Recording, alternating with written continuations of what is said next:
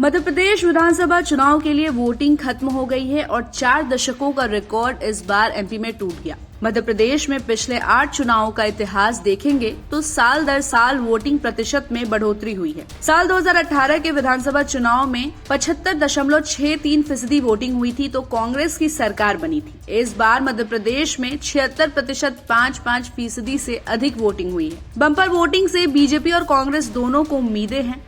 पूर्व सीएम कमलनाथ ने कहा कि 76% से अधिक वोटिंग बदलाव के लिए है।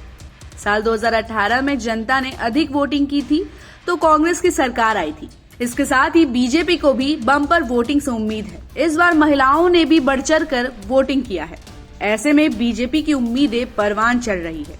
हालांकि 3 दिसंबर को जब नतीजे आएंगे तभी साफ होगा कि इसका फायदा किसे हुआ। तो आइए आपको एमपी में हुए बीते 4 दशकों के चुनाव के नतीजे बताते हैं। सबसे पहले बात अविभाजित मध्य प्रदेश की करते हैं। उस समय मध्य प्रदेश में 320 विधानसभा सीटें थी। 1985 में 49.79% वोटिंग हुई थी, तब मध्य प्रदेश में कांग्रेस की सरकार आई थी। वहीं 1990 की बात करें तो प्रदेश में 54.21% वोटिंग हुई थी और इसके बाद सत्ता में बीजेपी आई थी। इस दौरान 5% मत बढ़े थे। 1993 की बात करें तो मध्य प्रदेश में 60.17% वोटिंग हुई थी। इसके बाद कांग्रेस सत्ता में आई थी। वोट प्रतिशत में 5.96% की वृद्धि हुई थी। 1998 के विधानसभा चुनाव में महज 0.04% वोट बढ़ा था।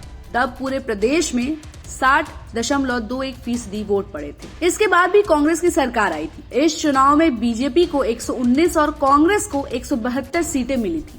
वहीं बीएसपी भी 11 सीटें जीतने में सफल रही थी। 2003 के विधानसभा चुनाव में मध्य प्रदेश में बंटवारे के बाद 230 सीटें बच गई थी। इस चुनाव में 7.04% वोट 1998 की तुलना में अधिक पड़े थे। वहीं पूरे मध्य प्रदेश में 67.25% वोटिंग हुई थी। इसके बाद बीजेपी सत्ता में आई थी। इस चुनाव में बीजेपी को 173, कांग्रेस को 38 और बीएसपी को 2 सीटें आई थी। 2008 के विधानसभा चुनाव में वोट ज्यादा नहीं बढ़े थे, महज 2.53% वोट अधिक पड़े थे। कुल 69.78% वोटिंग हुई थी। इसके बाद बीजेपी सत्ता में आई थी। बीजेपी को 143 और कांग्रेस को 71 सीटें आई थी। वहीं बीएसपी भी 7 सीटें जीतने में सफल रही थी। 2013 के विधानसभा चुनाव में पहली बार 70% से अधिक वोटिंग हुई थी। एमपी में कुल 72.13% वोटिंग हुई थी। इसके बाद बीजेपी सत्ता में आ गई थी। बीजेपी को 165 और कांग्रेस को 58 सीटें मिली थी। बीएसपी 4 सीटें जीतने में सफल रही।